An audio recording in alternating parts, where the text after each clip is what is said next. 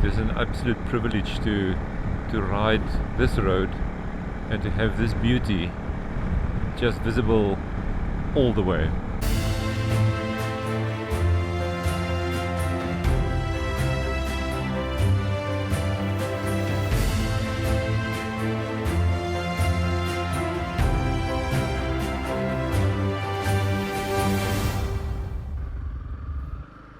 Good morning and welcome back to Vander's View. I'm finding myself at the moment in the beautiful town of Swellendam.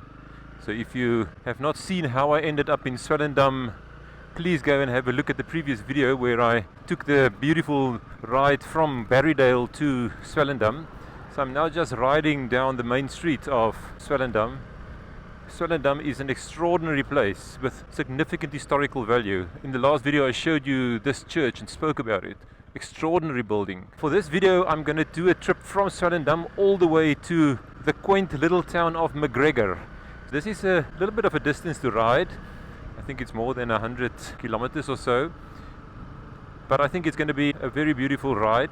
I'm going to take the Swellendam Road first to get out of Swellendam. So this is simply the road that if you continue in the main road like I'm riding now, you will get onto the Swellendam Road, which take you to Bonnievale. So I will make a quick detour in Bonnievale. I've never been to Bonnievale.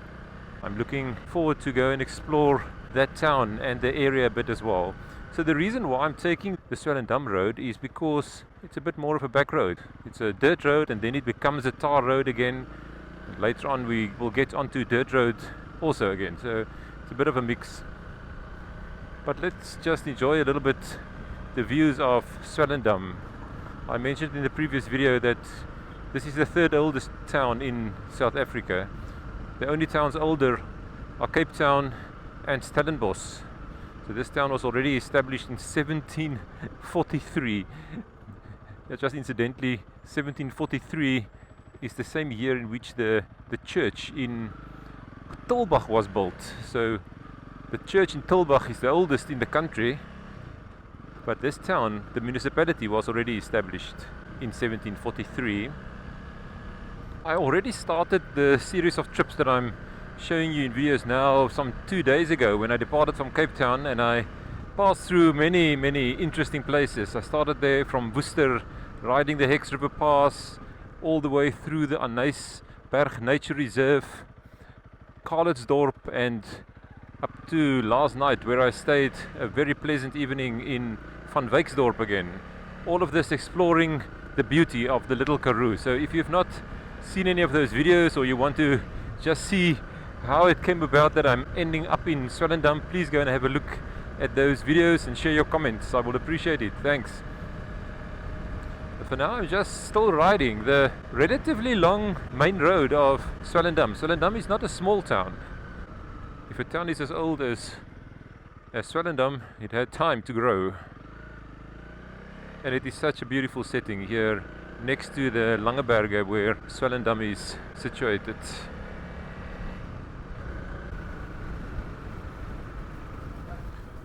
Even here at the outskirts of Swellendam, it just remains beautiful. The restored buildings, many restaurant options, accommodation options. This is really a tourist haven, I think. The Swellendam Road is then the one that just keeps on straight, and it should become a dirt road very quickly.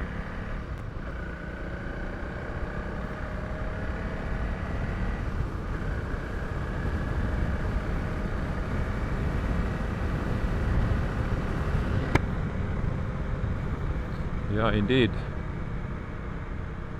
I'm not sure about the state of this road.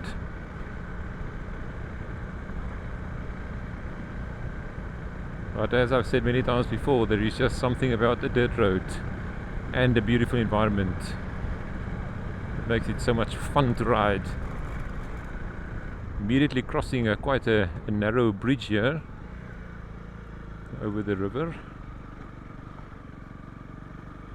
Dry river, relatively dry.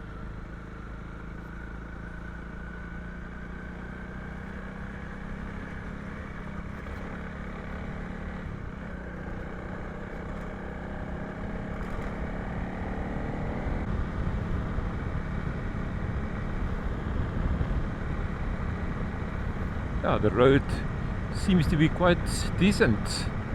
No worries. So Swellendam very much lies here at the beginning of the Breede River Valley. So if you continue this valley where the Breede River flows, you end up in the area of Worcester and Riviersonderend, also passing towns like Robertson and Ashton. I will explore some parts of the Breede River Valley that I've not explored before. I've never, for example, ridden this very road that I'm riding on now. So it's once again time for exploration. Thanks for discovering these places with me. Although at the moment this road just seems to lead to dark clouds. Well, we'll take the conditions as it come. It seems like the rain not wanting to leave us. Oh, look at these interesting donkeys. Oh, looks like Fries cows. I've never seen donkeys with those kind of skins. But it's obvious that these fields are all empty now in late summer. I'm not sure what is grown here. It might be wheat and canola that you will typically find. So it actually looks like very much a barren landscape at the moment. I'm making steady progress on this dirt road. I expect this to become a tar road suddenly at some point, but for now it's just excellent dirt road riding that is continuing, and I can see the dirt road going through this valley and out the other side as well. Oh, look at this beautiful little church building.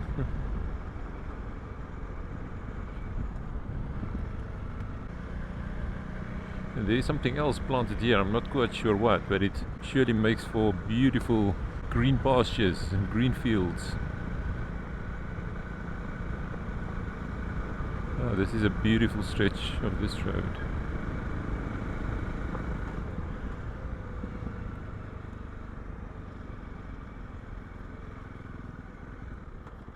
Obviously some fixing of this drift was required at some point.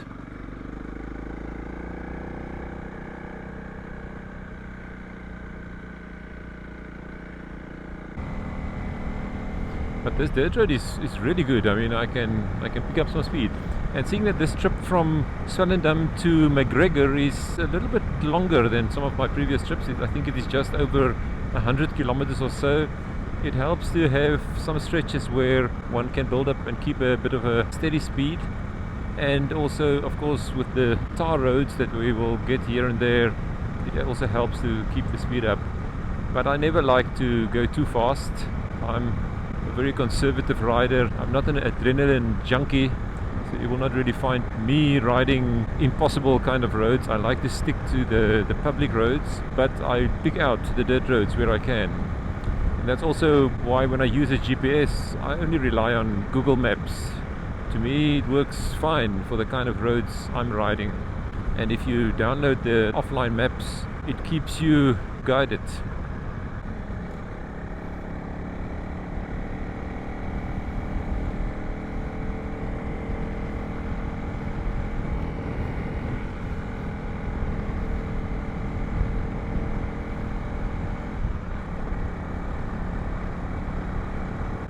Yes, and here we are getting to the tar road as I expected.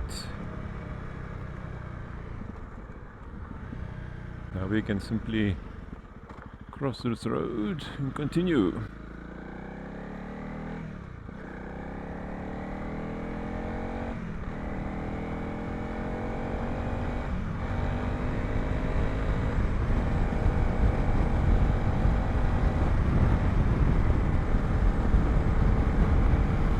And this allows now for a more relaxed but quicker ride. And I'm pleased to say it seems like the drizzle has now cleared a bit and the clouds doesn't look as dark as I look there into the front.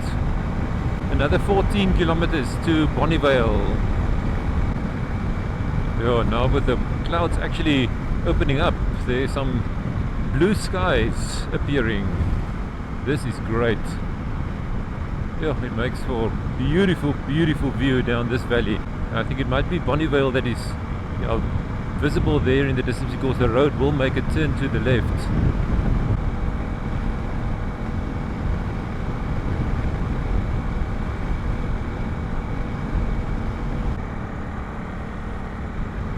What a difference it makes if the sun comes out.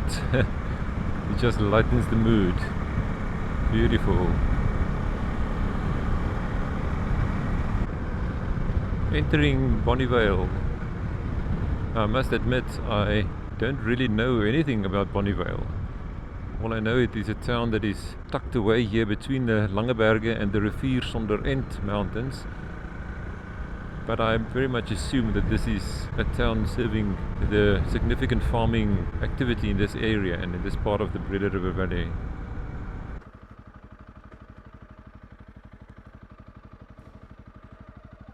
So this is actually the road that goes to Ashton and Montague. Oh, you simply cannot avoid the churches in these small towns. So, yep, there in front is the most likely the Dutch Reformed Church of Bonnievale. Oh, this is a big town. If you would have asked me before I came to Bonnievale, I would have told you, well, I expect this to be a tiny little town that you have to break to make sure you see it, but that is not the case at all. Bonnievale is a large town. Yeah, so I'm back in the main road of Bonnievale. What a neat town. Look how neat this main road is. Bonnievale was just a town that is on the planned route for today. Of course, the route is going from Swellendam all the way to McGregor, but through this Breede River Valley there's many different routes you can take, and I'm not necessarily taking the shortest one. As you know by now, I'm looking for the back roads. So I'm going to take the road, the Langvlakte road is the one that I'm looking to take, because that is a dirt road that then passes quite closely to the Riviersonderend Mountains, which is a beautiful, beautiful area, and that is also where McGregor is then located. I will now just follow the GPS a bit, cross the river here in front. I think it's the Breede River that I will cross now again, and this will then take us onto the Langvlakte road. It's a bit of a back road to get through here, and even a bit of water to go through, but it's all good.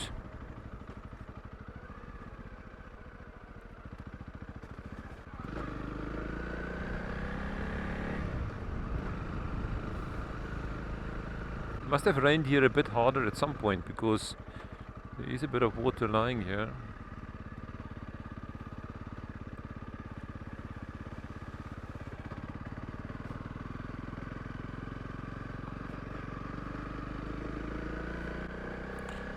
So the Langvlakte road is the R317. And yeah, indeed, we will make a right-hand turn here in front to get onto the R317.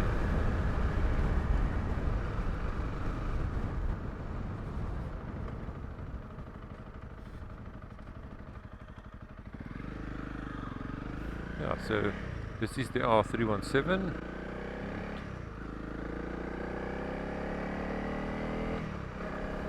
I think there's a few turns, so the Langvlakte road might be the one that I still need to turn off in about 5 kilometers from here. The Breede River has got many vantage points. You just, as you scale the one higher area to the next, just look at the beautiful, beautiful valley lying here. The green, green fields. Yeah. So that must be the Langvlakte that's still visible on that side, but we are heading more towards this side now, which will take us to the Riviersonderend Mountains. But yeah, the views to this side with the sun now coming through the clouds, that's clearing up a bit. Simply stunning. Yes, McGregor. So this is the turn off to McGregor.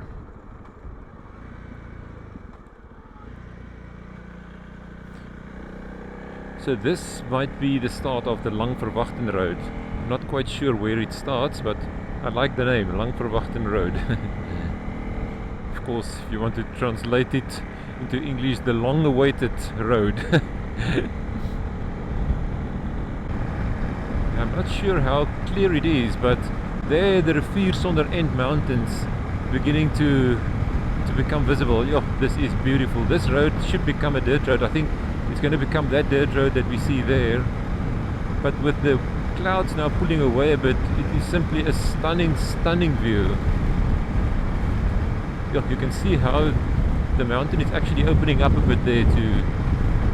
You can look almost behind the first part of the mountain. Looking great. Now I can understand that maybe for some of you it might look a bit confusing, the route that I'm riding today with lots of turns and so on. But I just want to point out that for every trip I do and every video I post, I also do have a link to the Google Maps route being traced for exactly where I've ridden. So if you want to go and see the route that I follow, please go and copy paste that link. And yeah, please give me your comments if you appreciate that, or if you think I should maybe indicate it in some different way. Yeah, here we are, the dirt road for the Langvlakte road now just becomes a bit more interesting. I would like to say a bit more enjoyable as well. Yeah, but the mountains are opening up beautifully now. I must say these Riviersonderend Mountains are some of the most dramatic mountains. Just love the view.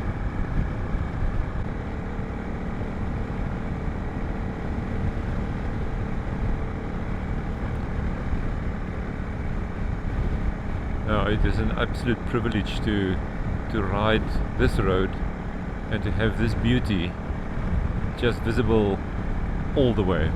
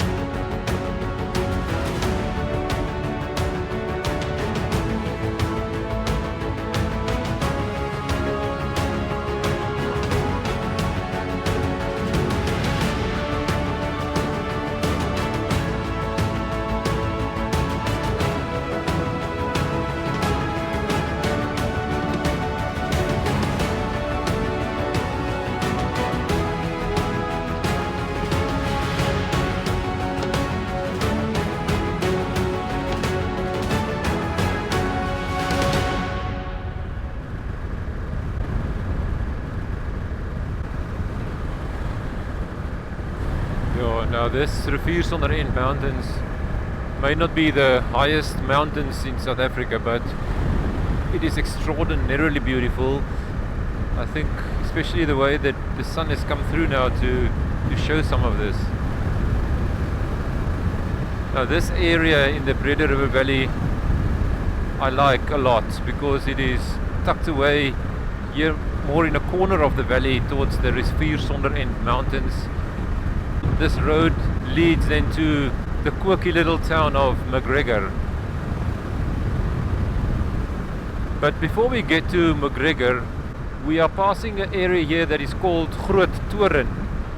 Now Groot Toren is, I assume, a farm, but it's an area that goes up into the Riviersonderend Mountain, and there is an extraordinary place that one can go and stay. That is a self-catering little house. I like to refer to this as a mountain hideaway. This is a place where myself and Annelie have stayed more than once before. And if you want to experience the beauty of the Riviersonderend Mountain, you should consider doing a stay at Groot Toren Klipspringer Berghuisie. This is the name of the place. You do need a 4x4 vehicle to get there, because this first part up the mountain is quite steep. It's about 4 kilometers of relatively serious 4x4 riding. But if you do have the vehicle to go, this is certainly a place to go and visit. Now, we've captured our first stay at Groot Toren Klipspringer Berghuisie on our other channel, the Backroad Chronicles channel. So I will show you just a short clip here in the video of what that house looks like. As I say, to me this is the perfect mountain hideaway, and we will certainly return there again. But if you want to see the whole video, please go to Backroad Chronicles. I will make sure to have the link to that video also in the description of the video. So please go and have a look. Yeah, and of course, if you like what you see on Backroad Chronicles channel, please subscribe. I will appreciate it a lot.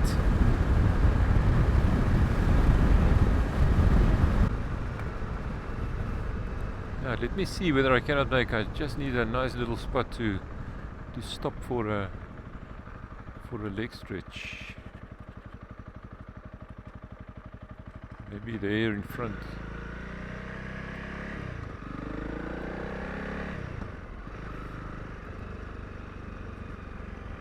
Yeah, let me make a stop here.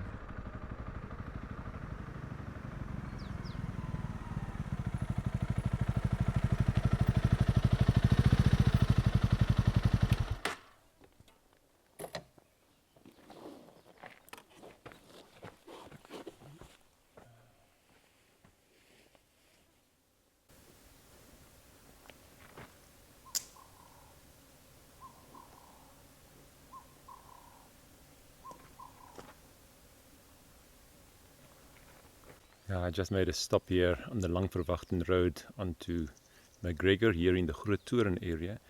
Just stretching my legs, getting a sip of water. And yeah, I think it's also a good time, like in the previous videos, to just talk a little bit more about this bike. Now, the Honda CRF Rally, as I said before, I bought it about 6 months ago. I love what it offers me. It's not too big a bike. It is only 300 cc, so it's not too powerful. It's light, 150 kilograms. I can pick it up. But yeah, I think this is the bike that has proven itself. I think if you just look around on YouTube, how many people are doing some travel vlogging, how many people are doing this with the Honda CRF 300 Rally or its close cousin, the Honda CRF L. It is just amazing. I think people like, which I'm following on YouTube as well, enjoying their videos like the Wandering Honda, the Project Biker that I mentioned in a previous video, excellent videos. Then the fun couple of Jammy Gits, Martha and Mitch. I love your videos, so enjoy watching this. But of course, the most famous of all is Nora Lee from Itchy Boots. And I think Itchy Boots has proven that this bike you can ride around the world. So I think for me it was an easy choice to buy the CRF 300 Rally. It's my first bike, so I had to rely on these kind of reports and proven reliability of the bike to also have trusted it. And this is now the third extended trip that I'm doing, and yeah, it is working like a charm, and I love it. So in previous videos I've talked about some of the modifications I made to the bike just to make it more suitable for what I'm doing. But today I just want to talk about things that I have not done. Let me just highlight maybe 2 things on this bike that I have not done, but that people have asked me about. So let's have a look. When you buy the Honda CRF Rally stock, it comes, of course, factory made with certain things. And if you now read up on this, the one thing that many people actually criticize it for is its suspension. So it's got a relatively soft suspension. I will sit on the bike and you can see a bit how far it goes down. There you can see the suspension in there. So it's basically one shock that is the suspension, and the question is, should you upgrade it or should you not? And there are very good aftermarket suspensions that you can consider for this bike that will make it much more stiff, and apparently it will provide a much more comfortable ride. But I must honestly say that this is not the first thing that I would do on this bike. I'm finding it suitable for my needs, and I must admit maybe immediately that yes, it's maybe because I don't know of better, I don't have anything to compare it with, and if I do upgrade the suspension I will probably feel a huge difference. But for the kind of roads I'm riding, the suspension is just fine, and it's quite an expensive upgrade to do, so I will not do it very soon. Then the other thing that I've read that people do criticize is the stock tires. These are the Trails GP tires, front and back. You can see it is quite a nice all-terrain off-road and road tire, but it's quite suitable for off-road. Apparently the reviews for this is not that great, but of course I'm not going to change the tires on a bike that I just bought, so I will ride them until they are done, and then I will consider putting on other recommended tires. Yeah, that's it for now. I think those are the two major things, maybe most the suspension, but I'm not going to upgrade soon. I find it suitable for my needs. Let me just show you a bit how far it does go down if I sit on it.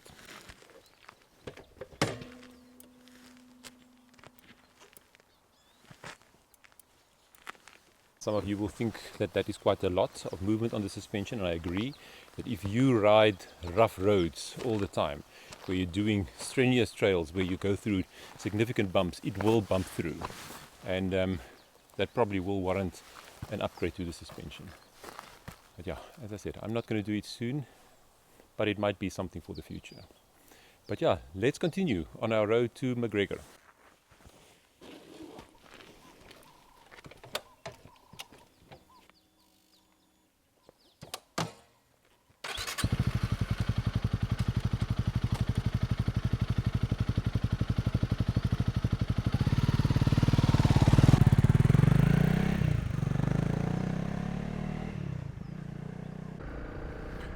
That was now a lovely little stop next to the road here in the Groot Toren area.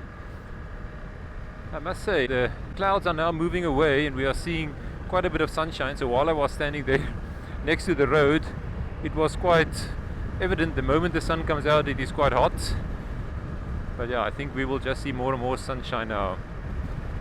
We are now continuing on to the town of McGregor, which I think is only about 16 kilometers or so down this Langvlakte road. I will tell you a little bit more about the interesting town of McGregor once we get there. Yeah, this dirt road is fun to ride.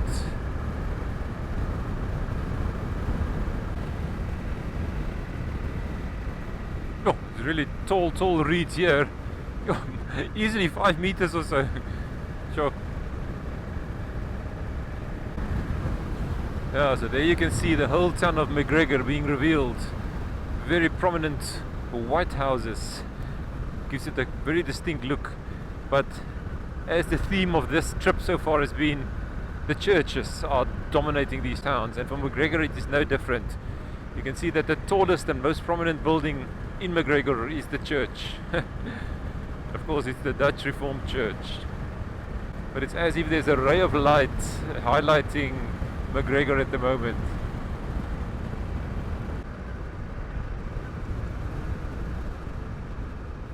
And this is the end of the dirt roads.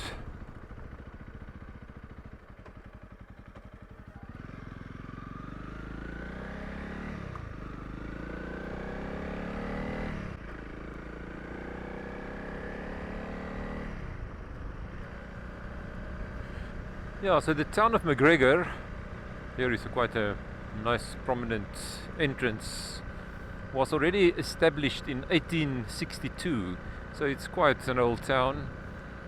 But initially it wasn't called McGregor, actually it was called Lady Grey, and then in 1905 the name was officially changed to McGregor in commemoration of the Reverend Andrew McGregor, who was apparently a prominent Dutch Reformed minister in the town of Robertson, which is just down the road, for more than 40 years.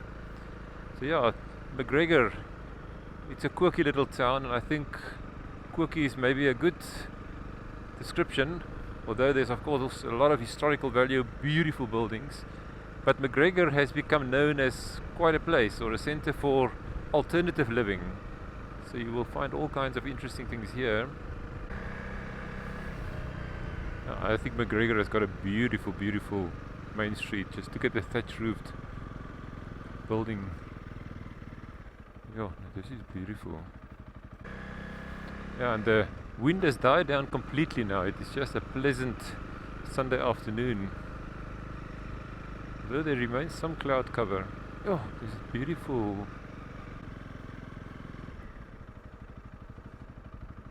Oh, there's the church of McGregor.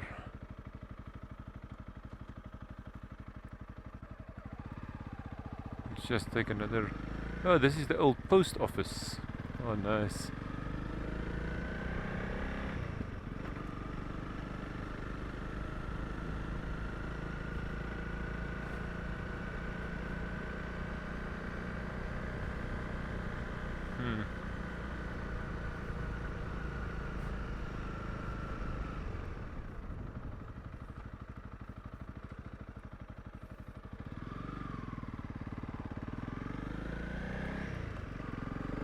Now let me just take a bit of a turn off the main road as well. Now this is a very pleasant town. Beautiful. Just look at this house with this Broekiesley stoep. Yo.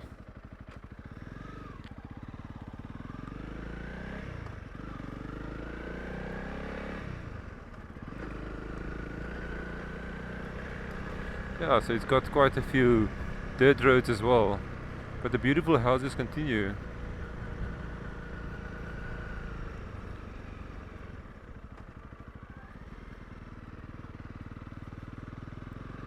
Yeah, almost everywhere you look, you see thatch roof houses.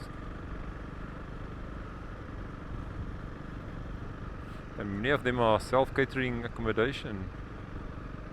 I made a stop here now in the main road of McGregor. This is the end of this trip from Swellendam to McGregor, and it's actually the end of this whole series of trips that I made through the Little Karoo. I hope you enjoyed this series with me. I certainly enjoyed it immensely. I saw beautiful places, rode beautiful passes, and yeah, if you have not caught up to all the videos, please go and have a look, share your comments, and yeah, I would love to hear what you think.